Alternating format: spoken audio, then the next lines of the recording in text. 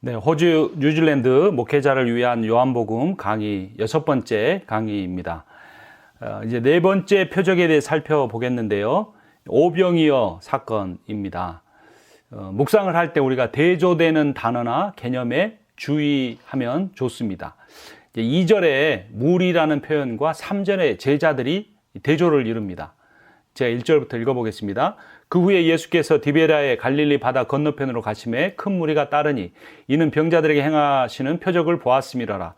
예수께서 산에 오르사 제자들과 함께 거기 앉으시니라고 합니다. 무리, 2절에 무리인데 큰 무리죠. 또 3절에 제자들은 12명의 제자들이죠. 이 본문 말고 다른 곳에서는 이제 예수님께서 그 말씀하신 그 설교의 내용, 비유의 내용을 좀 자세히 설명해 달라고 할 때 제자들만 듣는 장면이 나옵니다. 자, 무리들은 어떤 사람일까요? 무리들은 먹고 배부른 문제와 같은 자기 필요를 위해서만 예수님을 따르는 사람들입니다. 제자들은 나를 따르라는 주님의 말씀에 순종하기 위해 헌신하며 희생하며 따르는 사람들입니다. 물론 이 제자들이 무리와 거의 비슷한 수준일 거예요. 메시아가 누군지 잘 알지 못한다는 면에서는. 근데 차이점이 있습니다. 정확하게 차이점. 그 뭐냐면 헌신과 순종입니다. 예수님을 위해서 뭔가 희생하고 헌신하고 따르는 사람들이 제자라는 거죠. 그러면 나는 무리일까요? 제자일까요? 또 이런 질문도 해볼 수 있습니다. 무리에게 구원이 있을까? 이거 대답하기 쉽지 않습니다. 그런데 이 무리가 어떤 일을 했는지 우리가 생각해 볼 수 있습니다. 그들이 자신들이 원하는 병고침이나 어떤 물질이나 이런 걸 얻는 기적을 경험할 때는 예수님께 환호했습니다. 예루살렘 들어오실 때도 호산나 호산나 외쳤습니다. 하지만 예수가 자기들을 원하는 걸 주지 않을 때 예수를 십자가에 못 박으라고 했습니다. 우리는 구원이 하나님의 신비에 속한 영역이기 때문에 알 수 없지만 이들이 구원받기에는 상당히 거리가 먼 사람이라는 걸 알 수가 있습니다. 교회 안에는 무리를 모으려고 합니까? 제자를 양육하려고 합니까?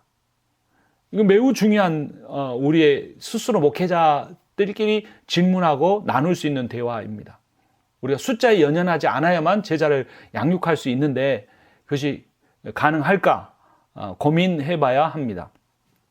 다른 사람 말고 나 자신에 대해서도 고민해보고 질문해볼 필요 있습니다. 나는 주님의 필요를 위해 헌신하려는 사람인가?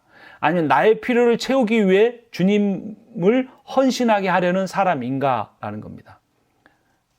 이게 비슷할 수도 있지만 매우 다를 수 있습니다. 근데 대부분의 사람들이 공적인 기도를 할 때도 주님의 필요를 위해 헌신하겠습니다라는 것보다는 나의 필요를 주님이 채워주십시오. 주님의 능력으로 헌신해 주십시오라고 말하는 그런 느낌을 받을 때가 있습니다. 제자들은 어떻게 했습니까? 누가복음 5장 11절에 그들이 배들을 육지에 대고 모든 것을 버려두고 예수를 따르니라. 한두 가지가 아니고 모든 것을 버려두고라고 합니다. 제자들이나 무리나 주님을 잘 몰랐지만 앞서 말씀드린 것처럼 제자들은 무리들과 달리 희생했고 헌신했고 또 항상 주님과 동행했습니다. 같이 먹고 같이 자고 같이 기적을 체험하고 같이 고생하는 그런 삶을 살았습니다. 또 예수님께 끝까지 말씀의 뜻을 알려고 했습니다. 마태복음 13장 36절 보면 이에 예수께서 무리를 떠나사 집에 들어가시니 제자들이 나와 이르되 밭의 가라지의 비유를 우리에게 설명하여 주소서. 어떻게 보면 얼마나 어리석습니까? 제자들이 말씀의 뜻을 이해하지 못했으니까. 그러나 그것이 중요한 게 아닙니다. 끝까지 알려고 했다는 겁니다. 끝까지 질문했다는 겁니다. 끝까지 그 뜻을 구했다는 것이 중요합니다. 그래서 우리가 제자의 삶을 살려면 주님을 찾고 주님과 동행해야 합니다. 주님의 뜻을 묻고 주님의 말씀에 순종해야 합니다. 그것을 나의 필요와 무관하게, 내 필요가 어떻게 채워지는가와 무관하게 계속 추구해 가야 한다는 겁니다. 그래서 우리는 무리, 팬이 아닌 제자의 삶을 살아야 합니다. 자, 묵상할 때 또 중요한 게 있습니다. 대꾸를 이루고 있는 표현을 우리가 발견하기 위해서 노력해야 합니다. 그런 뒤에 제자의 의도를 중심으로 묵상해야 합니다. 자, 7절에 보면 자, 이 많은 사람들, 남자만 5천 명이니까 한 2만 명 되는 사람들 어떻게 먹일까 물어봤어요. 빌립이 너무나 예수님께 고마웠어요. 왜냐하면 빌립은 똑똑한 사람이었거든요. 이제서야 예수님이 내 능력을 아시는구나. 제가 금방 계산해 볼게요. 하여서 각 사람으로 조금씩 받게 할지라도 200데나리온의 떡이 부족하리이다. 1데나리온은 1일 노동자가 하루 받는 품삯이니까 뭐 미국 달러로 많이 쳐서 100불이라고 하면 얼마겠습니까? 2만 불 정도죠. 연봉 2만 불 정도 되는 그런 어떤 하여튼 연봉에 해당되는 그 정도의 돈이죠. 그런 계산을 금방 해냈습니다. 자, 조금씩이라는 표현이 여기서 강조됩니다. 근데 11절에 예수님은 이렇게 대답하십니다. 예수께서 떡을 가져 축사하신 후에 앉아있는 자들에게 나눠주시고 물고기도 그렇게 그들의 원대로 주시느니라.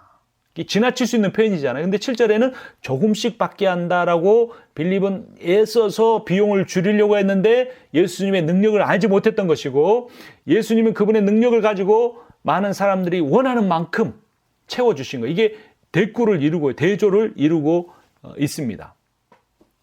그런데 예수님은 그렇게 먹이고도 12바구니나 남기셨는데, 이 12이라는 숫자는 또 하나의 완전수이죠. 그래서 배불리 먹고 또 남은 것도 완전했다라는 거죠. 주님의 능력과 은혜는 늘 풍성합니다. 배고프기도 하지만 주님은 그 배고픔 속에 풍성함을 주십니다. 나눌 때 그게 가능해지는 거죠. 내 능력이 너무나 부족합니다. 목사의 가장 안타까운 거는 뭐 가난하거나 뭐 다른 거예요. 능력이 부족하다고 그럴 때, 동부시골에서 목회할 때 참 노인분들이 많으셨는데 그 많은 아픈 분들을 위해서 기도했지만 단 한 분도 기도해서 막 당장 일어서거나 이런 분들이 없었어요. 또 돌아가신 분들도 있었고 그때마다 너무나 마음이 아팠죠. 그분들의 고통과 그분들의 죽음에 저에게 전이 되면서 늘 힘들었습니다. 그런데 그럼에도 불구하고 우리는 주님으로 인하여 풍성한 삶을 살 수 있어야 합니다.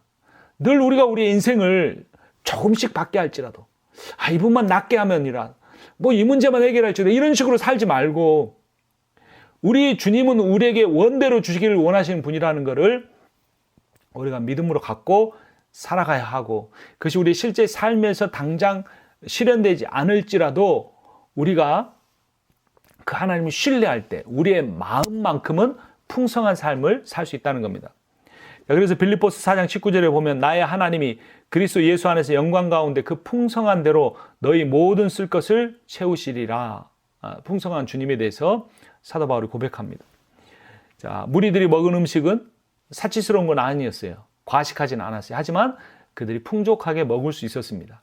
그 이유는 그들이 욕망을 따라 먹지 않고 필요를 따라 먹었기 때문입니다. 광야 이스라엘 백성들은 어땠나요? 처음에는 우리가 이집트에 노예로 있을 때 과일과 부추와 고기를 먹었다고 그랬는데 뭐 1년에 한 번 바로 생일 때나 먹었겠죠. 하지만 하나님께서 그러한 음식은 먹기에는 안 하셨지만 광야에서 그들이 굶지 않게 하셨다라고 분명히 성경에서 표현하고 있습니다. 그래서 우리의 삶에서 풍성함이란 다른 사람과 비교하는 어떤 상대적인 풍요로움이 아닌, 나를 사랑하시고 나와 동행하시는 그 주님이 나의 일상에서 채워주는 모든 것에 대해서 감사함을 드릴 때 우리가 만족이 아닌 자족의 삶을 살 수 있는 겁니다. 만족이란 내 끝없는 이기심을 채우는 거예요. 다른 사람과 비교해서 하는 거예요. 그냥 자족이란 하나님과의 관계에서 하나님의 사랑으로 그것을 받을 때, 하나님이 은혜로 주셨다고 겸손하게 받을 때 우리가 자족하는 삶을 살 수가 있습니다. 그래서 우리에게 필요한 거, 욕망이 아닌 필요를 따라 살라. 욕망은 want이고요. 필요는 need입니다. What I want가 아니고 What I need를 따라 살아야 돼요. 원하는 거는 끝이 없어요. 뭐 옛날에는 자동차 한 대만 있으면 좋겠어요. 뭐 중고차만 있으면 좋겠어요. 근데 나중에 새 차 하나만 있으면 좋겠어요. 나도 다른 목사님처럼 좀 더 배기량 넓은 차면 좋겠어요. 뭐 이런 욕망, What I want는 계속 증가합니다. 근데 그건 필요한 게 아니에요. 우리 삶에 꼭 필요한 것만 채울 때 그거를 기쁨에 살 수 있는 사람이 가장 풍성한 삶을 사는 거예요.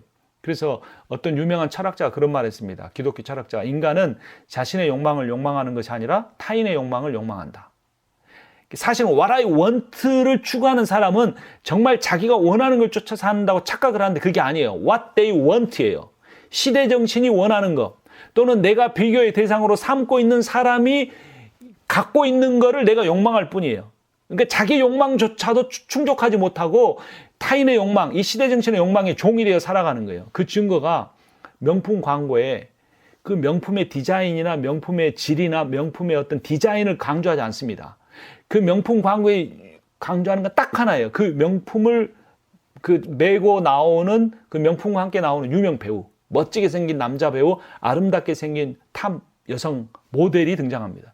그래서 그 광고를 보는 사람은 나도 저 사람처럼 되고 싶다라는 본능적인 자극을 받게 되고, 내가 저 사람처럼 되려면 어떻게 해야 되지? 저 500만 원짜리 백을 사면 되는구나 라고 생각을 하는 거예요. 이게 정확하게 인간의 필요를 따라 살지 않고 욕망을 따라 사는 인간의 본성을 파악한 아주 실제적인 경영 마케팅의 방법인 거죠.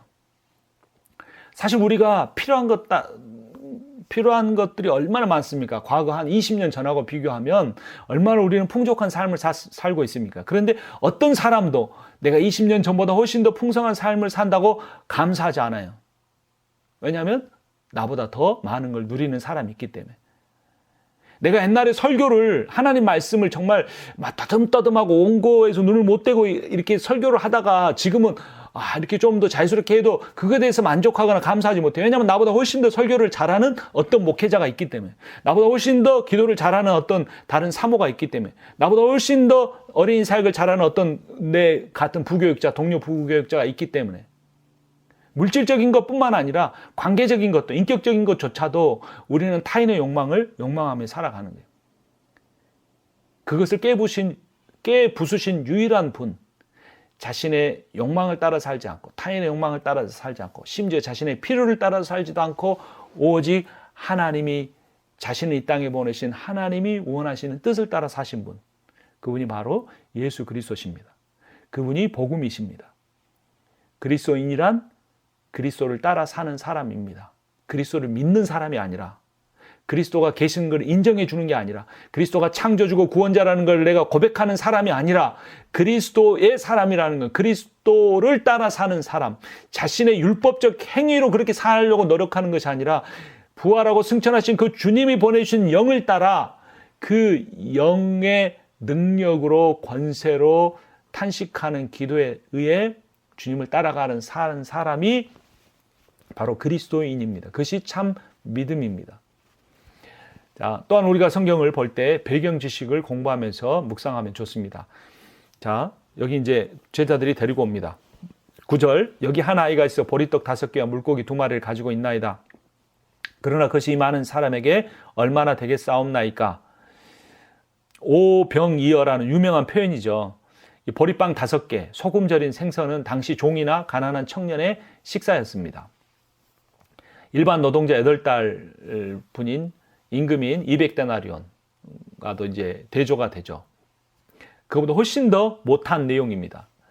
자, 빌립은 훨씬 더 큰 200데나리온을 통해서도 조금씩밖에 먹일 수 없다고 했지만, 예수님은 200데나리온과 비교할 수 없는 아주 작은 오병이어를 통해서도 수많은 사람들을 먹일 수 있었다는 거예요. 그래서 내가 가진 물질적 자원이 중요한 게 아니라는 거예요. 내가 가지고 있는 어떤 스피리추얼 기프트가 중요한 게 아니라는 거예요. 설교를 잘하고 찬양을 잘하고 행정 사역을 잘하고 신방을 잘 다니는 그런 어떤 스피리추얼 기프트보다 더 중요한 것은 내가 가지고 있는 믿음의 분량이라는 거예요. 그래서 믿음은, 신앙은 무엇을 보느냐의 문제입니다. 환경을 보지 않고, 자기 자신을 보지 않고 그 환경과 나 자신을, 온 우주를 주관하시는 하나님을 보고 신뢰하는. 그래서 예수님이 그 오병이어를 가지고 하늘을 우러러 축사, 감사 기도를 드리고 그 하나님께 맡김으로써, 신뢰함으로써 감사 기도를 드리고 그 사람들에게 나눠줄 때 놀라운 일이 일어난 거죠. 주님을 보며 사는 사람은 늘 오병이어 같은 인생에서 참 구차해 보이고 연약해 보이고 쓰러질 듯하게 보이고 참 넘어지지만, 그 사람은 매일 자족하며 기적을 체험하며 삽니다. 표적을 보면서. 그런데 주님을 보지 못하고 사는 사람은 200데나리온이 아니라 200억이 있어도, 20명의 성도가 아니라 2만 명의 성도가 있어도 늘 불안하고 염려 가득한 삶을 사는 거예요. 하나님을 따라가는 것이나 환경을 따라가 버립니다. 이 소년의 오병이어는 아무것도 아닌 어떤 대표적인 상징인데 그 아무것도 아닌 것을 통해서 놀라운 이적을 일으키신 하나님께 포커스가 맞춰져 예수가 메시아라는 사실을 드러내는 표적, 사인이 되는 겁니다. 그래서 이 소년의 오병이어는 100세가 될 때까지 아들 하나 낳지 못했던 바보 같은 아브라함, 무능력한 아브라함을 드러냅니다. 아들을 낳지 못해 술 취한 여자처럼 대낮에 울부짖으며 기도했던 불임의 여인 한나를 보여줍니다. 하나님이 그 양치기 소년에 불과한 일을 골리앗을 무너뜨리게 하고 유대의 왕으로 이스라엘 왕으로 세워졌는데 여인과 부정한 관계를 갖고 그것을 감추기 위해 자신의 충신을 죽여버리고 그 죄악으로 인해 절망한 다윗의 모습과도 같습니다. 이 성경은 성경 인물을 닮으라고 그 사람들 이야기를 기록해 준 게 아니에요. 아브라함 믿음의 사람 아닙니다. 한나 기도의 여인 아닙니다. 다윗 위대한 왕 아닙니다. 형편없고 무능하고 오늘날로 말하면 흙수저고 루저예요. 하나님이 그런 사람들을 쓰셨다라는 게 성경에서 강조하는 거예요. 그리고 이 모든 사람들은 온전치 못했지만 유일하게 온전한 상태로 하나님께 쓰임받은 사람이 예수 그리스도다. 그래서 아브라함도 한나도 다윗도 예수님의 그림자에 불과한 겁니다. 그렇게 연약하고 부족한 그 사람들이 자비와 긍휼의 풍성한 하나님을 만나게 될 때 아브라함에게서 이삭이 태어나서 믿음의 대를 잇고 불임의 여인 한나에게서 사무엘이 태어나 그 사사시대의 어두운 암흑의 시대를 종교를 지으며 다윗의 위대한 시대를 열었고 그 다윗이 그 극악무도한 도저히 용서받을 수 없는 그 죄가 용서받고 이스라엘의 위대한 왕이 되게 하신 분이 바로 하나님이시라는 거예요. 그래서 우리는 처음부터 끝까지 하나님만 찬양할 수밖에 없는. 여러분 근데 아브라함도 그 한나도 그 다윗도 이루지 못했던 그 어떤 온전함을 우리가 어떻게 이루겠어요? 그러니까 그런 부담감은 버려버리세요. 쓰레기통에. 그리고 내가 얼마나 부족한 거를 광고하세요. 드러내세요. 나는 이렇게 부족하고 저렇게 부족하고 그런데 하나님은 이렇게 위대하시다라고. 그게 복음의 증거예요.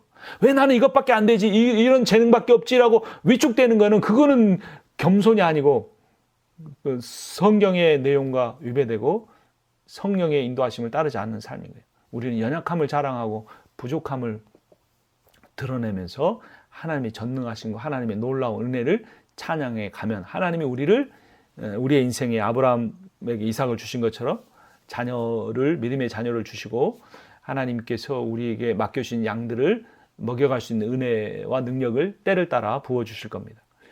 자, 또 성경을 묵상하고 공부해 갈 때 설교 준비를 하실 때 작은 묘사라도 지나치지 말고 집중해서 봐야 합니다. 자, 9절에서 오병이어도 작지만 그 표현이 여기에 한 아이가 있어라고 말합니다. 아이는 연약함을 강조하죠. 근데 하나님은 연약한 자를 들어 쓰십니다. 그래서 오병이어를 누군가 가져왔다라고 말해도 되는 건데 한 아이라고 굳이 강조해서 표현하는 것은 그 수많은 사람들 중에 어른도 있었을 거 아니에요. 그래도 좀 다 가난한 사람이도 어느 정도 좀 돈 있는 사람이 있었을 거 아니에요. 오병이어보다 훨씬 더 괜찮은 도시락 갖고 온 사람이 분명히 있었을 거 아니에요. 그런데 그들은 다 내놓지 않았는데 가장 연약함의 상징인 아이는 초라한 그 도시락을 주님 앞에 내밀었다는 거예요.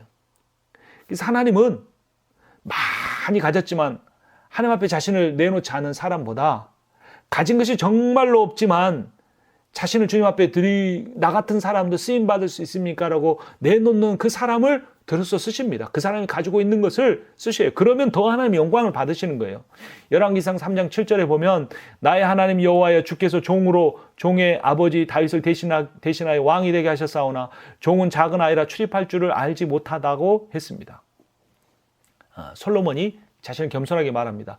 예레미야서 1장 6절에 내가 이르되 슬프도소이다 주 여호와여 보소서 나는 아이라 말할 줄을 알지 못하나이다 하니 예레미야가 선지자로서 소명을 받으면서 하나님 앞에 눈물을 흘리며 고백하는 겁니다. 이런 눈물이 우리한테 있어야 돼요. 설교하는 게 너무나 힘듭니다. 때는 기도할 때도 떨릴 때가 있습니다. 목회를 어떻게 방향 설정을 하고 가야 될지 알 수가 없습니다. 저 말 안 듣고 좌충우돌인 성도들 끝까지 참기가 너무나 힘듭니다라고 우리가 외칠 수 있어야 합니다. 고백할 수 있어야 합니다. 그때 주님이 말씀하십니다. 고린도전서 1장 27절. 그러나 하나님께서 세상의 미련한 것들을 택하사 지혜 있는 자들을 부끄럽게 하시려고 세상의 약한 것들을 택하사 강한 것들을 부끄럽게 하려 하시며 라고 말하며 끝에 예수 그리스도의 십자가를 강조합니다. 고린도전서 1장 29절. 이는 아무 육체도 하나님 앞에서 자랑하지 못하게 하려 함이라. 아무리 위대한 사역을 하고도 어떠한 대단한 이적을 행하고도 그가 사람들 앞에서 자랑거리가 되고 높임을 받으면 복음에 반대되는 겁니다. 이게 정말 무시무시한 내용이에요. 우리는 그렇게 생각하지 않죠. 유명한 목사, 대단한 교회를 이룬 기독교, 한국 기독교 역사에 남을 만한 목사, 그렇게 알려진 것 자체가 문제입니다. 뭐 저같이 보잘것없는 사람이 감히 이런 말을 한다는 것 자체가 어리석게 보일 수도 있지만 성경은 그렇게 말하고 있어요. 아무 육체도 하나님 앞에서 자랑하지 못하게 하려 함이라. 오늘날 대형교회가 복음을 자랑합니까? 담임 목사를 자랑합니까? 오늘날 많은 교회가 예수 그리스도를 자랑합니까? 예수 그리스도를 닮으려고 합니까? 아니면 교회 프로그램과 잘된 교육 체계와 뛰어난 어떤 프로그램을 자랑합니까? 부끄러움은 연약함이 아니에요. 그런 그 연약함을 인정하지 않고 감추고 하나님 주신 복을 자신의 위대함으로 포장하는 것이 교만이고 영적인 무지입니다. 자, 성경을 볼 때 반전, 이렇게 반전에 주의하고 그럴 때 질문하고 더 깊이 묵상해야 합니다. 그래서 좋은 설교자란 좋은 질문을 하는 사람이다라는 겁니다. 질문. 그래서 한국 부모는 유대인들하고 똑같은 공통점이 있어요. 자녀 교육열이 엄청 높아요. 유대인들이나 우리나 다 거대 제국에 쌓여 있었기 때문에 또 침략을 많이 당했기 때문에 빼앗기지 않는 재산은 뭐예요? 교육이잖아요. 교육열이 높은 거는 공통점인데 한국 부모와 유대인 부모가 다른 점이 있어요. 한국 부모는 애가 학교 갔다 오면 너 오늘 뭐 배웠니? What you learn을 물어봐요. 그런데 그 유대인 부모는 자녀에게 What you ask to your teacher. 너 선생님한테 무슨 질문을 했니? 라는 선생님한테 질문하지 마. 잘 들어야지. 다 받았어야지. 막 이렇게 하는 게 아니라 좋은 질문을 강조하는 거예요. 요한복음 6장 26절에 예수께서 대답하여 이르시되 내가 진실로 진실로 너희에게 이르노니 너희가 나를 찾는 것은 표적을 본 까닭이 아니요 떡을 먹고 배부른 까닭이로다. 이제 질문이 생겨요. 예수님은 세상의 왕으로 오셨잖아요. 요한복음은 잘 안 나타나지만 마태복음에 보면 유대인의 왕으로 오셨다고 분명히 말했잖아요. 그렇죠? 그 동방 박사들이 절했잖아요. 황금, 유약, 모략 다 왕이 받는 거잖아요. 근데 왜 자기를 왕으로 섬기려고 하는 사람을 피해 다니느냐고요. 이 오병이어 요한복음 6장을 몇 번이나 설교했겠습니까? 저도 10번을 한 것 같아요.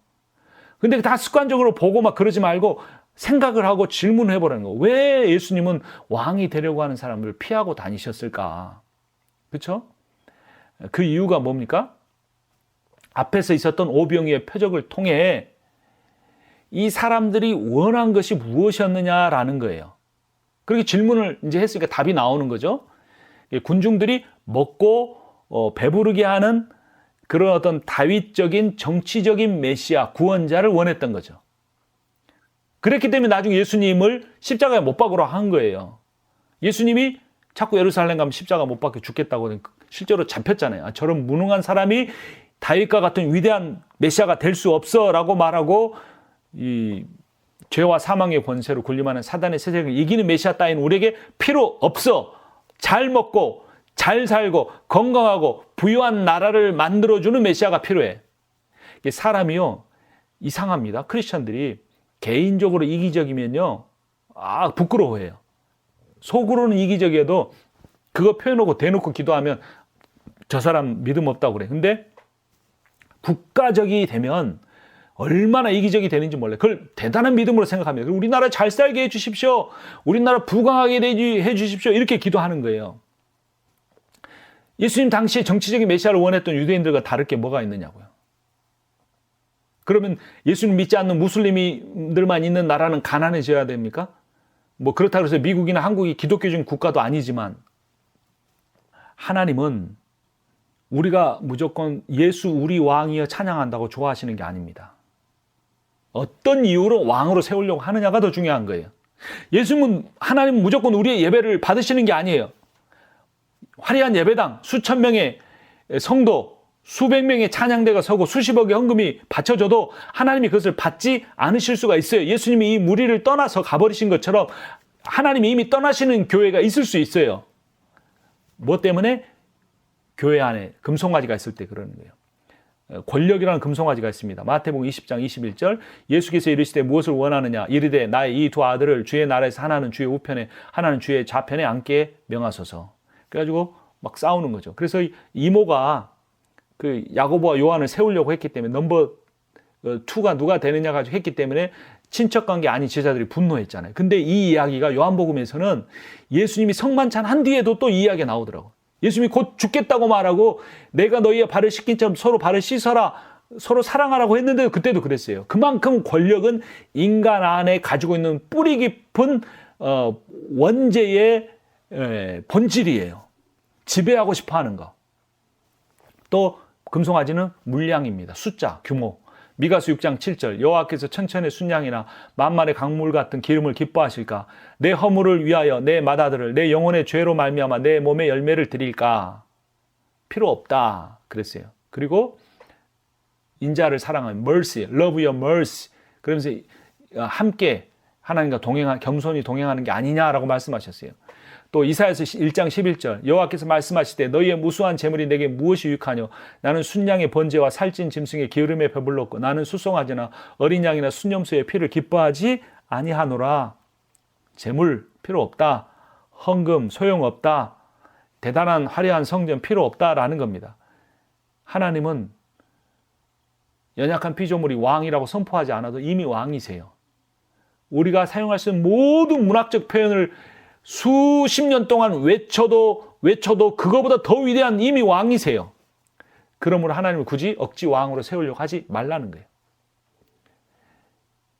하나님 왕이라고 찬양하기보다 왕이신 하나님의 음성에 귀를 기울이려고 하고 순종하려고 하고 회개하려고 하는 자세가 필요하다는 거예요.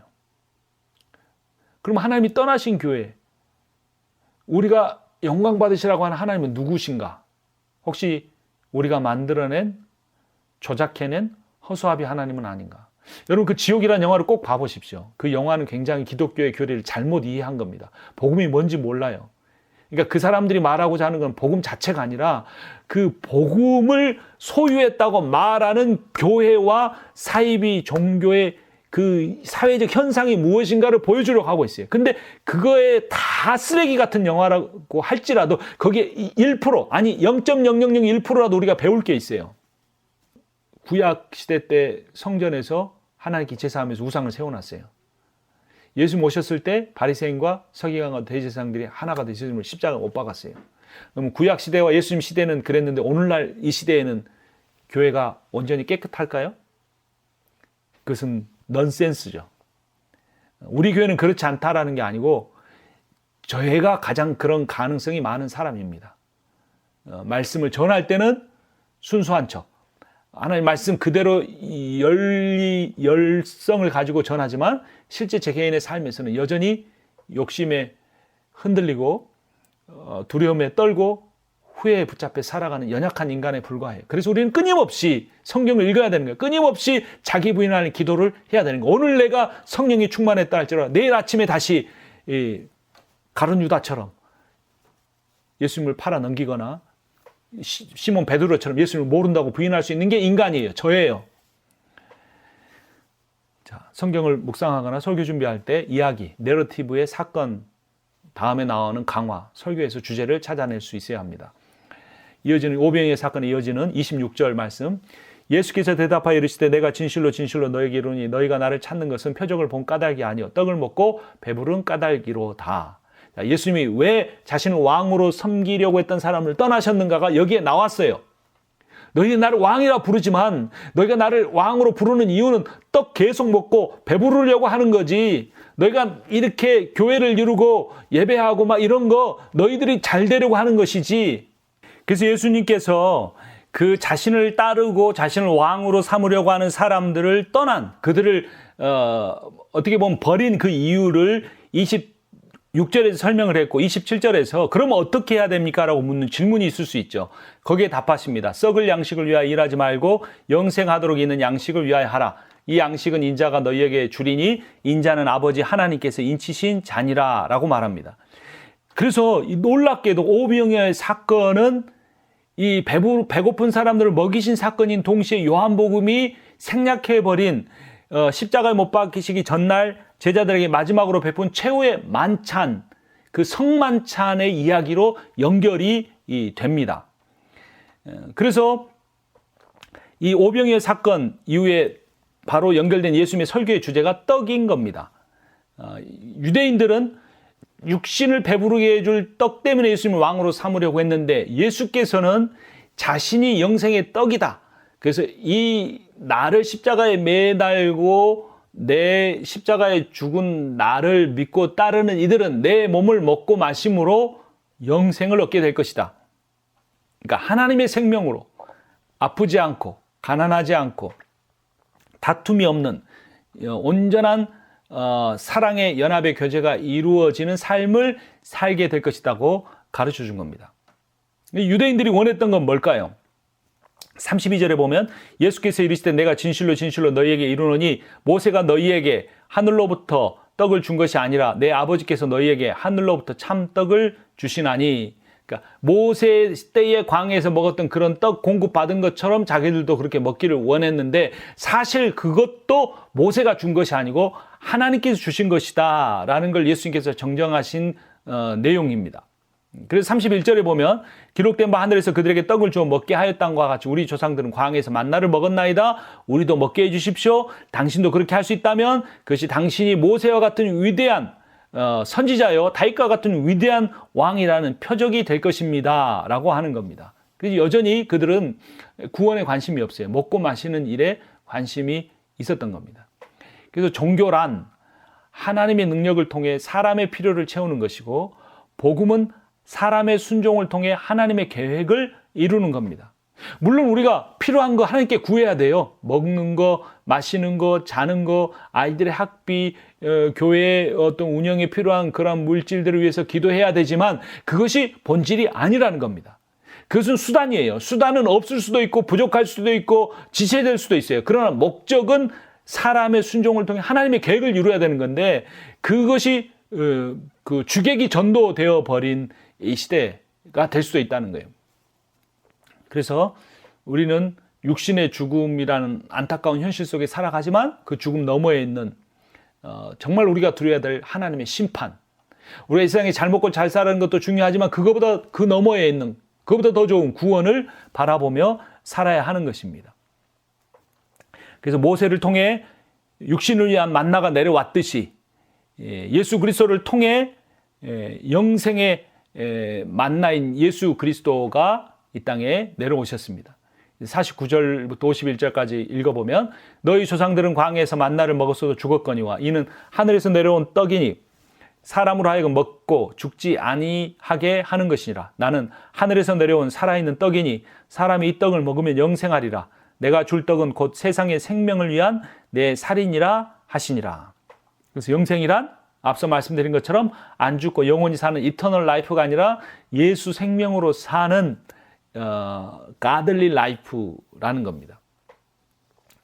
그 godly life의 핵심이 그리스도이신 그 생명의 떡이신 그리스도를 먹고 마시는 거다. 그래서 우리가 설교와 함께 성만찬이 개혁교회 두 개의 매우 중요한 표지입니다. 예수 그리스도가 생명의 떡이라는 말은 우리가 이 세상에 살아가는 삶에서 영적인 주림과 영적인 목마름의 문제를 해결해 주신 유일한 방법입니다. 목회자에게 특별히 그리스도인에게 그렇죠. 목회자에게 특별히 갈급함이 있어야 됩니다. 시편 42편 1절에 하나님이여 사슴이 시냇 물을 찾기에 갈급함 같이 내 영혼이 주를 찾기에 갈급하나이다. 갈급함이 있어야 돼요. 때로는 정말 견딜 수 없는 마음. 이것이 전부가 아닌데라는 갈급함이 있어요. 광야의 사슴은 시냇 물을 찾지 못하면 죽습니다. 내가 정말 죽을 것 같은 타는 듯한 갈급함이 있어야 돼. 그래야 찾습니다. 그런 자를 향하여 예수님이 요한복음 7장 37절에서 말씀하십니다. 명절 끝날 곧 큰 날에 예수께서 서서 외쳐 이르시되 누구든지 목마르거든 내게로 와서 마시라. 나를 믿는 자는 성경의 이름과 같이 그 배에서 생수의 강이 흘러나오리라 하시니. 이 물의 주제가, 물이라는 소재가 요한복음에서 계속 흘러갑니다. 요한복음 4장 14절도 있었습니다. 내가 주는, 사마리아 여인에게 했죠. 내가 주는 물을 마시는 자는 영원히 목마르지 아니하리니 내가 주는 물은 그 속에서 영생하도록 솟아나는 샘물이 되리라 그랬습니다. 로마서 8장 1절에서는 이 생수의 강, 솟아나는 샘물을 성령으로 표현합니다.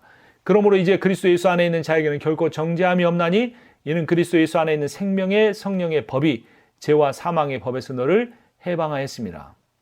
우리의 갈급함은 우리가 죄 짓는 삶에서 떠나지 못한 상황으로 인한 애절함, 안타까움에, 그리고 그것을 해결할 수 있는 유일한 방법이 성령의 법이 내 안에 가득 차 성령이 충만한 것뿐인데 그 성령이 채워지지 않음에 대한 갈급함입니다. 그 목마름이 있어야 돼요. 이것은 교인 수가 늘어나도 안 채워지는 거예요. 내가 정말 불같은 설교를 쏟아내고도 안 채워지는 거예요. 뭐가 정말 수백 명의 찬양 인도를 하면서 그 사람들을 눈물바다를 만들어낸 그러한 사역자에게도 안 채워지는, 그것으로도 안 채워지는 거예요. 그래서 그러한 어떤 위대한 사역이 있고 나면 더 많은 공허함이 찾아오는 거예요. 이것은 오직 성령으로만 채워지는 겁니다. 하늘의 영으로만, 우리 주 예수 그리스도의 영으로만 채워지는 거예요. 그러한 체험을 받으면 위대한 사역을 하지 않아도 마음속에 참 기쁨과 평안과 안식이 있습니다. 이 영생의 떡을 먹는 행위는 구원자이신 또한 주이신 예수 그리스도를 온전히 신뢰하는 겁니다. 그리고 성찬 행위를 통해 그분의 죽음과 부활에 동참하는 겁니다. 요한복음 6장 53절부터 읽어보면 예수께서 이르시되 내가 진실로 진실로 너에게 이르노니 인자의 살을 먹지 아니하고 인자의 피를 마시지 아니하면 너희 속에 생명이 없느니라. 내 살을 먹고 내 피를 마시는 자는 영생을 가졌고 마지막 날에 내가 그를 다시 살리리니 내 살은 참된 양식이요 내 피는 참된 음료로다. 내 살을 먹고 내 피를 마시는 자는 내 안에 거하고 나도 그의 안에 거하나니 살아계신 아버지께서 나를 보내시며 내가 아버지로 말미암아 사는 것 같이 나를 먹는 그 사람도 나로 말미암아 살리라. 요한복음을 우리가 계속 살펴보고 있는데요. 요한복음과 때로는 공관복음의 차이를 비교해 봅니다. 공관이라는 것은 공통의 관점이다 이런 말입니다. 그래서 마태, 마가, 누가는 대부분 자료가 일치한다 그랬죠. 근데 요한복음은 80% 이상이 단독 자료인데요. 성만찬에 대해서는 특별히 다른 모습을 갖고 있습니다. 앞서 말씀드린 것처럼 요한복음에는 예수님이 마가의 다락방에서 가진 성만찬의 이야기가 기록되지 않았어요. 그래서 요한복음에서는 이 오병이어 사건 이후에 그 성만찬에 관한 설교를 예수님께서 하시는 겁니다. 그래서 이 오병이어 사건이 나온 6장의 70절 끝부분에 보면 갑자기 이런 내용이 나옵니다. 예수께서 대답하시되 내가 너희 12를 택하지 아니하였느냐? 그러나 너희 중에 한 사람은 마귀니라. 이 말씀은 가롯 시몬의 아들 유다를 가리키심이라. 그는 12 중에 하나로 예수를 팔자러라 라고 하죠. 이 오병이어 사건 끝에 이게 왜 붙어 있는가 이해하기 힘든데 공관복음과 비교해 보면 오병이어 사건 이후에 나오는 예수님의 강화, 설교 내용이 성만찬과 연결되는 내용이고 이 바른 유다에 대한 것도 성만찬의 마지막 부분에 나오는 이야기가 연결된 것이구나 라고 우리가 이해할 수 있습니다. 그런데 이 자유주의 신학자들은 이러한 내용들이 앞뒤가 문맥이 안 맞는다고 그래서 사람이 마음대로 짜집기 한 거다, 논리적 순서가 없다고 말하는데 요한복음은 그렇지 않고 철저한 신학적 의도를 가지고 기록이 된 것입니다. 그래서 예수께서 이 오병이어 사건 이후에 나오는 강화의 말씀을 통해 육신의 떡만 주시는 것이 아니라 영생의 말씀을 주시는 분으로 자기를 소개한 겁니다. 자, 그래서 이 마태복음, 아까 공관복음과 요한복음이 다르다고 그러는데 마태복음 26장 28절에 보면 23절부터 26절에는 그 가룟 유다에 대한 이야기가 그대로 나오고 28절에 보면 이것은 내 몸이니라 하시고 이것은 죄사함을 얻게 하려고 많은 사람을 위하여 흘리는 피 곧 언약의 피니라 라고 말합니다. 언약, 이게 마태복음에서는 이렇게 되어 있는데 누가복음에서는 새 언약의 피다 이렇게 되어 있어요. 새 언약, 새자가 들어가 있어요. 근데 이 새 언약이라는 건 바꿔 말하면 한자로 말하면 뭡니까? 신약이죠. 그 새 언약이 있으면 무슨 언약도 있겠어요? 옛 언약도 있죠. 이건 한자로 말하면 구약입니다. 그래서 구약은 시내산에서 이스라엘 백성과 하나님 맺었던 언약이고 그 언약식 후에 짐승을 잡아 죽였죠. 그래서 그 짐승이 죽은 피를 심판의 피로 이해를 해서 하나님의 그 말씀 십계명을 지키지 못하면 죽어야 합니다. 어긴 쪽이 죽어야 돼요. 하나님이 어기면 지키고 보호해주겠다는 언약을 못 지키면 하나님도 죽어야 됩니다. 그런데 그 언약을 하나님은 지키셨지만 이스라엘은 못 지켰어요. 다 죽었고 끝나야 되는데 신약 새 언약을 주셨고 이 새 언약의 피는 구 언약의 피처럼 심판을 상징하지 않고 생명을 상징합니다. 물론 심판의 의미도 있어요. 근데 그 심판을 예수께서 당하셨기 때문에 그 생명의 피의 의미만 우리에게 전가됩니다. 그래서 이 마태복음이나 마가 누가복음에서는 이 성만찬을 무엇과 연결시킵니까? 구약의 언약적 관점, 구약이냐 신약이냐 옛 언약이냐 새 언약이라는 관점에서 묘사하는데 유대인들을 위해 썼어요. 다 거의가. 그런데 헬라인들을 위해서 사용된 요한복음은 인간의 육신적 생명과 영적 생명이라는 이 헬라 이원론적 듀얼리즘의 관점에서 접근을 한 거예요. 사실은 영적 생명, 육신적 생명은 따로 있는 게 아닙니다. 그냥 하나예요. 일치된 거예요. 인간의 몸과 영혼은 하나 일체입니다. 그런데 이런 세계관을 갖고 있는 사람을 이해시키기 위해서 이렇게 두 가지 관점에서 말했고 언약 신약을 모르는 이들을 위해서 영적 생명을 강조하는 건데 그래서 제가 요한복음 3장 거듭남에 대해 설명을 드렸죠. 거듭남은 다시 태어남이 아니라 아노텐, 위로부터 생명으로 다시 사는 거다라고 말씀드렸죠. 그래서 그거 역시 헬라 이원론적인 건데 그래서 이 영적 생명이라는 말이나 새 언약의 피, 새 언약의 생명이라는 말과 똑같은 의미라는 겁니다. 그래서 결론적으로 창조주가 이 땅에 인간이 되어 오셔서 자신을 희생시킴으로 인간이 받아야 할 심판을 받고 우리가 그 심판의 결과인 죄의 결과인 사망을 면하고 하나님과 영원한 교제 속에서 신적 생명을 가지고 살아간다라는 것을 구약의 언약적 관점이나 헬라 이원적 관점에서 똑같은 것을 말을 하고 있는 겁니다. 그래서 결론적으로 우리는 썩을 육신을 위한 양식이 아니고 하늘에 있는 신령한 양식을 구하며 살아가야 합니다. 요한복음 6장 27절에 썩을 양식을 위하여 일하지 말고 영생하도록 있는 양식을 위하여 하라. 이 양식은 인자가 너희에게 주리니 인자는 아버지 하나님께서 인치신 자니라. 이거를 우리에게는 적용할 때는 당시 독자는 이원론의 색이 살았죠. 우리에게 있을 때는 이걸 이원론 해석을 하면 안 되겠죠. 썩을 양식을 위하여 일하지 말라 그래서 노동하지 말라는 게 아닙니다.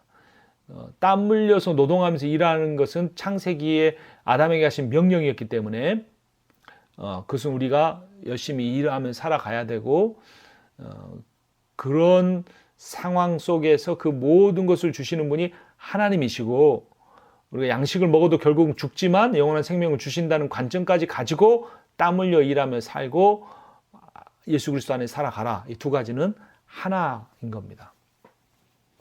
자, 이제 오늘 강의의 마지막 다섯 번째 표적에 대해서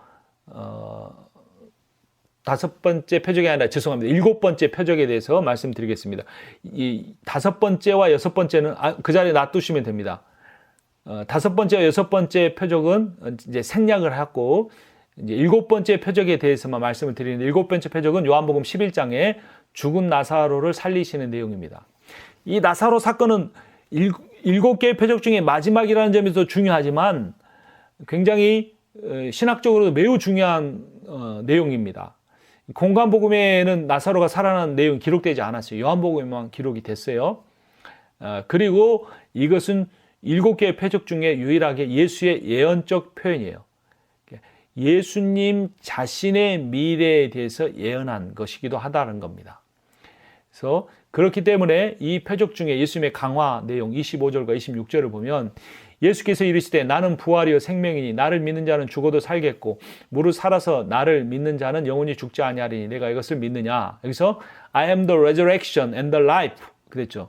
그러니까 내가 부활이라는 거는 내가 죽고 다시 살아난다. 또 하나 죽은 자를 그가 나를 믿을 때 나와의 관계에 있을 때 그를 다시 부활하게 하는 생명의 근원이다라는 표현입니다. 이런 아주 그 나사로 사건의 신학적 중요성을 우리가 마음속에 생각을 하면서 계속 보겠습니다. 이제 나사로가 병들었다는 소식을 그 누이들이 전합니다. 3절에 보니까 이에 그 누이들이 예수께 사람을 보내어 이르되 주여 보시옵소서 사랑하시는 자가 병들었나이다 하니. 자, 여기 특이한 점이 있습니다. 저 같으면, 여러분 같으면 어떻게 하겠습니까? 빨리 오십시오 이러든지, 아니면 오시지 않더라도 거기서 기도해서 내 동생을 낫게 해주십시오 이렇게 기도할 수도 있잖아요. 앞에서 많은 왕의 신하라든가 여러 사람들은 그렇게 예수님께 접근했고 이들도 그런 상황을 잘 알았을 겁니다. 그런데 특이한 점이 있습니다. 이들은 자신의 상황을 알리기만 합니다. 주여 보십시오, 사랑하는 자, 예수님이 그토록 사랑한 나사로가 병들었습니다 라고 말하는 겁니다. 주님께 맡기는 자세. 그래서 혹자는, 한 신학자는 이것은 매우 짧고 고상한 기도다라고 말했어요. 우리의 상황을 알리는 것. 하나님, 마음이 너무나 아픕니다. 하나님, 이 문제가 해결되지 않아 너무나 고통스럽습니다. 하나님, 이 사역을 감당해야 되는데 너무나 부담이 되고 자신이 없습니다라고 자신의 상황을 있는 그대로 하나님 앞에 알리는 것. 많은 말이 필요하지 않고 진실된 마음으로 알리는 것. 그 알림 자체에 간절한 소망이 담겨 있는 거죠. 이 상황을 해결해 주실 분은 오직 주님뿐이십니다. 주님께 맡깁니다. 해결해 주실 수도 있으신 주님께서 해결해 주시기를 원하지만 그리 아니하실지라도 주님께 맡기겠습니다라는 그러한 의도가 담겨 있습니다. 그런데 이런 고상한 기도를 받았음에도 불구하고 예수님은 그 믿음을 보시고 좀 적극적으로 반응하면 좋은데 그렇게 하지 않습니다. 일부러 지체합니다. 11장 3절에 보면, 4절에 보면 예수께서 들으시고 이르시되 이 병은 죽을 병이 아니라 하나님의 영광을 위하며 하나님의 아들이 이로 말미암아 영광을 받게 하려 함이라 하시더라. 영광이 뭐라 그랬습니까? 번개가 치거나 천둥이 치거나 장엄한 광경이 아니라 그랬죠.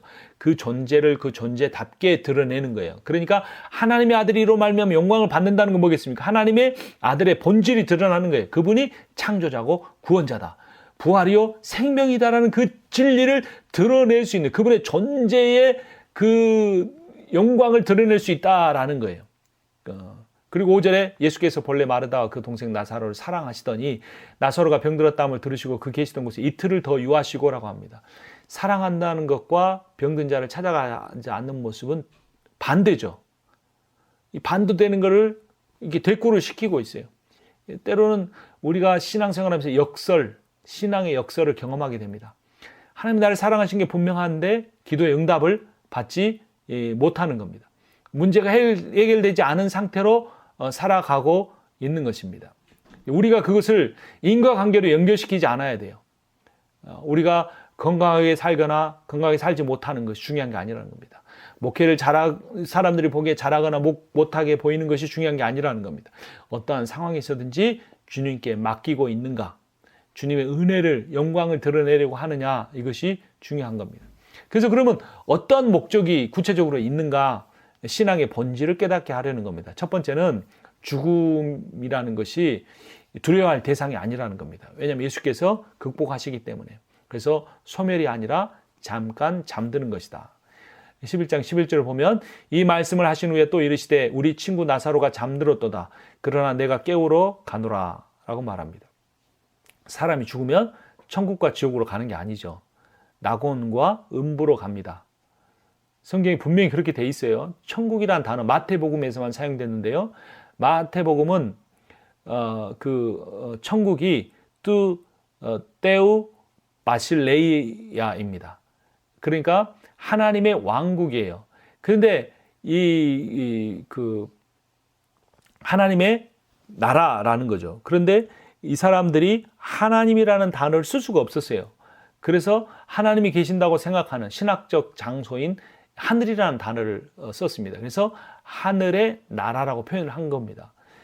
그래서 그거를 이제 한국 성경들이 번역하면서 천국이라고 썼는데 그 천국이 불교나 타종교에 있는 천당하고 연결이 돼가지고 그 천국이라는 어떤 장소가 3차원, 4차원의 세계, 5차원, 6차원에 있는 어떤 특별한 공간으로 생각하기 쉬워요. 그러면 구약 성경에서 하나님이 우리가 기도하면 하늘에서 들으신다 할 때 하나님이 구름 위에서 들으신 건가요? 그게 아니죠. 그러면 하늘이 지구가 평평하다고 생각할 때는 저 위쪽으로 볼 수 있는데 지구는 둥그렇잖아요. 그럼 미국의 하늘과 호주의 하늘은 반대잖아요. 그럼 하늘이 어디 있어요? 모르는 거죠. 자, 죽으면 낙원에 갑니다. 음부로 갑니다. 믿는 자와 믿지 않는 자와 확연히 구별은 된 거죠. 근데 부활하게 됩니다. 부활하면 새 하늘과 새 땅이 이 세상에 이루어지고 아까 음부에서 부활된 사람들은 지옥, 요한계시록에는 불못으로 표현된 것으로 던져집니다. 요한계시록 20장 13절에 바다가 그 가운데서 죽은 자들을 내주고 또 사망과 음부도 그 가운데서 죽은 자들을 내주매 각 사람이 자기 행위대로 심판을 받고, 부활된 거에 내주는 거는 화장을 했든지 무슨 자연장을 했든지 다 부활합니다. 그리고 나서 심판받고 14절에 사망과 음부도 불못에 던져지니 이것은 둘째 사망 곧 불못이라. 누구든지 생명책에 기록되지 못한 자는 불못에 던져지리라. 그래서 성경에서 예수님의 비유에는 지옥이라는 단어가 나오지만 요한계시록 마지막 때를 강조하는 요한계시록은 불못이라는 단어로 표현이 됩니다. 이거는 믿음이 없이 죽은 사람들이겠죠. 계시록 20장 6절에 보면 이 첫째 부활에 참여하는 자들은 복이 있고 거룩하도다. 둘째 사망이 그들을 다스리는 권세가 없고 도리어 그들이 하나님과 그리스도의 제사장이 되어 천년 동안 그리스도와 더불어 왕노릇하리라. 그래서 이 세상이 새하늘과 새 땅이 됩니다. 계시록 21장 1절에 또 내가 새하늘과 새 땅을 보니 처음 하늘과 처음 땅이 없어졌고 바다도 다시 있지 않더라. 온 우주의 질서가 회복된 겁니다. 아담과 하와의 타락으로 인해서 땅도 엉겅퀴를 냈다 그랬잖아요. 우주의 질서도 뒤엉킨 겁니다. 그래서 가뭄과 홍수가 있는 거예요.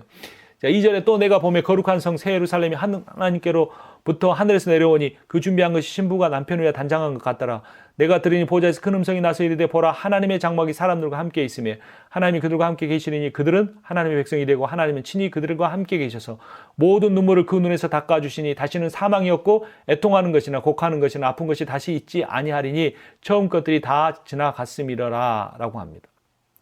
그래서 우리는 내세신앙, 천국신앙이 아닌 부활신앙, 보좌신앙을 갖게 됩니다. 그래서 우리는 부활을 소망하는 사람들이에요. 부활한 후에 이 땅 위에 새 하늘과 새 땅이 일어납니다. 그래서 신천지가 거기서 나온 거죠. 신천지보다 좋은 말은 없는데 이단이 사용해서 그 말을 들으면 왠지 거름직하게 느껴지는데 그것은 우리가 가져와야 할 가장 성경적인 용어입니다. 이사야서에서 어린아이가 독사굴에 손을 놓고 또 물지 않고 사자들이 그 어린 양과 뛰노는 그런 세상, 우주가 회복된 세상입니다. 서로 잡아먹고 경쟁한 적자 생존의 세상이 아닌 새로운 세상이 열리고 그 새로운 세상을 완성시키기 위해서 예수께서 다시 승천하신 모습 그대로 부활하여 이 땅에 오십니다. 그러면 또 하나 가르쳐주는 게 뭡니까? 이 나사로 사건을 통해 보여주는 것은 신앙이란 죽음을 통해 본질에 가까워진다. 근데 이 부활의 신앙이란 건 뭐해야 부활할 수 있어요? 죽어야 돼요, 죽어. 죽음을 통해서 본질에 가까워집니다. 갈라디아서 2장 20절 내가 그리스도와 함께 십자가에 못 박혔나니 그런즉 이제는 내가 사는 것이 아니요 오직 내 안에 그리스도께서 사시는 것이라. 이제 내가 육체 가운데 사는 것은 나를 사랑하사 나를 위하여 자기 자신을 버리신 하나님의 아들을 믿는 믿음 안에 사는 것이라. 그리스도만 십자가에 못 박히시고 그를 믿음으로 구원받는 게 아니라 우리가 그리스도와 함께 십자가에 못 박혀야 합니다. 죽어야 합니다. 세례란 원래 물을 뿌리는 게 아니라 물속에 들어가는 거죠. 들어가면서 죽고 나면 새 생명으로 사는 겁니다. 옛사람이 죽고 새 사람이 사는 거예요. 예수님이 자기 자신을 버리신 것처럼 우리도 버리는 거예요. 마태복음 16장 24절에 예수께서 제자들에게 이르시되 누구든지 나를 따라오려거든 자기를 부인하고 자기 십자가를 지고 나를 따를 것이니라. 죽는 것보다 더 힘든 것이 자기 부인이에요. 자기를 부정하는 거죠. 자기의 욕망과 자기의 계획과 자기의 비전과 하나님은 우리의 비전을 실현시켜주는 분이 아니에요. 우리 마음대로 비전 정해놓고 하나님 따라오십시오가 아니에요. 우리의 비전을 부인해야 돼요. 십자가를 지고 가야 돼요. 자, 그러면 그렇게 죽는다는 게 뭘 의미하는가? 낮아짐과 섬김이에요. 죽는다는 말 굉장히 추상적이고 자기를 학대하거나 채찍으로 치거나 막 그런 거 아닙니다. 낮아짐과 섬김이에요.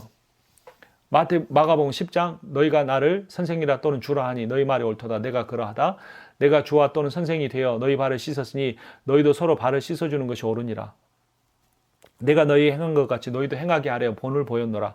너희 중에 누구든지 으뜸이 되고자 하는 자는 모든 사람이 종이 되어야 하리라. 인자가 온 것은 섬김을 받으려 함이 아니라 도리어 섬기려 하고 자기 목숨을 많은 사람이 대속물로 주려 함이니라. 요한복음 13장 이어지는 34, 35절 새 계명을 너희에게 주노라. 서로 사랑하라. 내가 너희를 사랑한 것 같이 너희도 서로 사랑하라. 너희가 서로 사랑하면 이로써 모든 사람이 너희가 내 제자인 줄 알리라.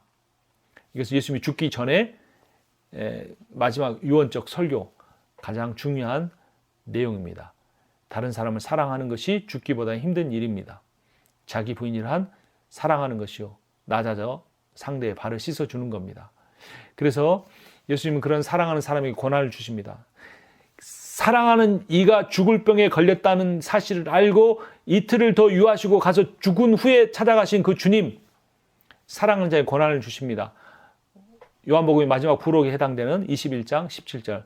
세 번째 이르시되 요한의 아들 시몬아 네가 나를 사랑하느냐 하시니 주께서 세 번째 네가 나를 사랑하느냐 하심으로 베드로가 근심하여 이르되 주님 모든 것을 아시오매 내가 주님을 사랑하는 줄을 주님께서 아시나이다. 예수께서 이르시되 내 양을 먹이라. 내가 진실로 진실로 너에게 이르노니 네가 젊어서는 스스로 띠띠고 원하는 곳으로 다녔거니와 늙어서는 내 팔을 벌리리니 남이 내게 띠띠우고 원하지 않는 곳으로 데려가리라.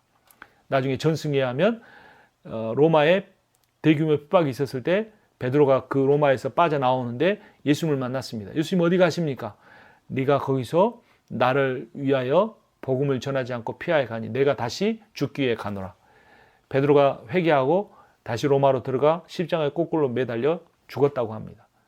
그 전승이 사실이라면 요한복음 21장과 연결시킬 때 예수님이 베드로에게 사랑하는가를 묻고 확인한 그 질문은 네가 나를 사랑하느냐는 질문의 전제는 뭐냐면 내가 너를 사랑한다라는 거예요.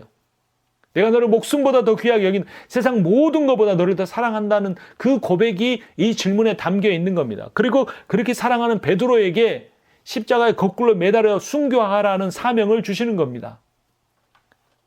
이 땅에서 영광을 받으면 하나님 나라에서 받을 영광이 없거나 부족할지도 모르겠습니다. 잘은 모르겠지만 분명한 것은 이 땅 가운데 예수를 위해 복음을 위해 헌신하고 순환을 당하고 고통당하고 가난하고 멸시를 당한 사람은 분명히 하나님께 받을 영광이 클 것입니다. 자, 이런 상황에서 예수님이 이틀을 더 유하시고 나사로가 죽었습니다. 이때 자신의 그 가장 사랑하는 구주가 가장 사랑하는 나사로를 위하여 일찍 오지 않은 그 상황에서 그들은 예수님 어떤 분을 여겼을까요? 우리의 고난 속에서 하나님은 어떤 분을 여깁니까? 먼저는 마르다는 이렇게 고백합니다. 죽지 않게 하시는 분. 요한복음 11장 21절 주께서 여기 계셨더라면 내 오라비가 죽지 아니하였겠나이다. 예수님도 현장이 아니면 죽은 자, 죽어갈 자 살리지는 못한다 이런 의미죠. 또 종말에 다시 살아나게 하실 분으로는 여겼습니다. 24절 마지막 날 부활 때는 다시 살아날 줄을 내가 아나이다. 그리스도와 하나님의 아들로도 믿습니다. 27절 주는 그리스도시요 세상에 오시는 하나님의 아들이신 줄 내가 믿나이다. 완벽한 믿음입니다. 교리적으로는 그렇습니다. 신앙 고백으로는 그렇습니다. 그런데 그래서 예수님 말씀하십니다. 11장 39절 예수께서 이르시되 돌을 옮겨 놓으라 하시니 그 죽은 자의 누이 마르다가 이르되 주여 죽은 지가 나흘이 되었음에 벌써 냄새가 나나이다. 열겠다는 겁니까? 못 열겠다는 것입니까? 못 열겠다는 거예요. 많은 사람이 지켜보고 있는데 예수님과 우리의 관계가 얼마나 좋았는지 아는데 예수님이 늦게 오서 나사로가 죽기까지 했는데 그 썩은 나사로의 시체 냄새가 진동하게 만들어서 그 관계마저 수치스럽게 만들겠습니까? 라는 하소연이 담긴 거죠. 마르다에게는 온전한 신앙 고백은 있었지만 그 신앙 고백이 삶의 실천의 믿음으로 구체적인 순종으로는 이어지지 못했습니다. 유대인의 그 당시 신앙에 의하면 죽은 자의 영혼이 3일은 시신 가운데 있지만 4일째는 떠난다고 믿었습니다. 그래서 나흘이나 되었다는 그 표현에는 이미 영혼도 떠났다는 그런 미신적인 믿음이 있었어요. 한국의 3일장 비슷한 거죠. 더군다나 31절, 33절, 36절에 보면 주변에 많은 유대인들이 있었어요. 예수님이 울 때 자기 친한 사람이 죽어서 안타까워서 우는가 보다 말하는 그런 사람들이 있었어요. 더군다나 죽은 자의 무덤문을 여는 것은 유대교의 종교적 관점에 배치되는 일이었어요. 그런 일을 하기에는 너무나 두렵고 안타깝고 수치스러운 거예요. 3일만 하루만 더 일찍 오셨어도 어떻게 해볼 텐데. 살아있을 때만 오셔도 어떻게 해서 해볼 수 있었을 텐데. 우리의 믿음은 며칠짜리입니까? 지금 포기해버린 처음 그 사명을 받고 그렇게 기뻐하고 그 사명 위해서 헌신하겠다고 했는데 몇 년이 지났으니까 불가능하다고 봅니까? 아닙니다. 오히려 가능합니다. 사람의 힘으로 완전히 할 수 없음이 인정되었으면 하나님이 하실 것이기 때문입니다. 내가 순종하고자 따르고자 하는 것은 매일 듣는 주님의 말씀입니까? 아니면 내가 가지고 있는 신앙의 경험이나 내가 속한 교단의 어떤 전통입니까? 나에게 주님은 어떤 분입니까? 이 마르다에게 동생이 죽은 것도 수치스러운 일인데 동생의 썩어가는 육신의 무덤문을 여는 일은 더 수치스러운 일이었을 겁니다. 우리가 가지고 있는 수치는 다 다를 수 있습니다. 한국인에게 세 가지 가지고 있는 게 있습니다. 체면 문화, 수치 문화, 가족 중심 문화입니다. 이걸 건드리면 견디지를 못하는 겁니다. 한국 사람들은. 어떤 사람이 가난이 수치일 수 있고 어떤 사람이 연약함이 수치일 수 있습니다. 어떤 사람은 부끄러움이 많을 수도 있습니다. 우리가 주님이 누구신 줄 알아야 합니다. 주님은 우리를 사랑하십니다. 우리의 연약함을 다 아시고 우리가 아주 작은 일에 순종할 때 자랑스러워 하십니다. 이사야 43장에 보면 너희는 보배롭고 존귀하다 말씀하셨습니다. 하나님 우리를 창조하시고 보시기에 심히 좋아하셨습니다. 요한복음 10장 14절 나는 선한 목자라 내가 내 양을 알고 양도 나를 아는 것이 아버지께서 나를 아시고 내가 아버지를 아는 것 같으니 나는 양을 위하여 목숨을 버리노라. 이분이 우리 주님이십니다. 내가 누군 줄 알고 양과 같이 어리석은 나인 줄 알고 나를 위해 언제든지 목숨을 버리시는 분입니다. 나를 위해 수치스러운 길을 가신 분입니다. 나를 위해 멸시를 당하신 분입니다. 그 주님 앞에 설 때만큼은 우리의 어떤 수치도 드러낼 수 있습니다. 우리의 어떤 연약함도 인정할 수 있습니다. 그리고 십자가만 주님의 신실하신 인격만 붙들 수 있습니다. 여기까지 11장이 11장까지가 6개의 표적, 7개의 표적이 끝났는데 7개의 표적이 끝나고 나서 12장에 가면 예수님께 향유를 부은 마리아의 이야기가 나오는데 이 마리아 이야기가 11장 앞부분에 나왔었어요. 2절에 보면 이 마리아는 향유를 주께 붓고 머리털로 주의 발을 닦던 자요 병든 나사로는 그의 오라버니더라 라고 11장 그러니까 7개의 표적이 나온 마지막 부분에 이 나사로의 이야기가 나오는 오라버니 나사로의 이야기가 나오는데 그 다음에 이어지는 요한복음의 후반부에 속하는 그 첫 번째 12장에 그 누이인 마리아가 향유를 붓는 이야기가 나오고 그 향유를 부은 사건의 이야기가 나사로 사건 초반부에 딱 기록이 되어 있는 거예요. 그러니까 이 놀라운 그 신학적 그 구조를 가지고 있는 거예요. 그래서 이 한 집안의 이야기가 예수님의 7개의 표적의 사건의 절정으로서 마무리를 짓고 또 예수님의 순환과 십자가의 죽으심과 부활의 사건을 새롭게 시작하는 이야기로 연결이 되는데 이 나사로의 사건은 예수의 메시아 되심의 표적을 드러내는 이야기이면서 예수님의 그 몸에 향유를 부는 것은 예수님께서 그 메시아로서 죽으실 그 장사를 준비하는 그러한 이야기가 되는 겁니다. 한 사람은 죽고 살아남으로써 예수의 부활을 예언하는 표적이 되었고 가족의 또 다른 사람은 자신의 거의 전 재산을 예수께 부어 그분의 죽으심을 준비하는 사람이 된 겁니다. 그래서 다음 시간에 이제 마리아의 향유 부음의 사건을 내일 함께 보도록 하겠습니다. 강의는 마쳤습니다. 네, 수고하셨습니다. 박수 하겠습니다.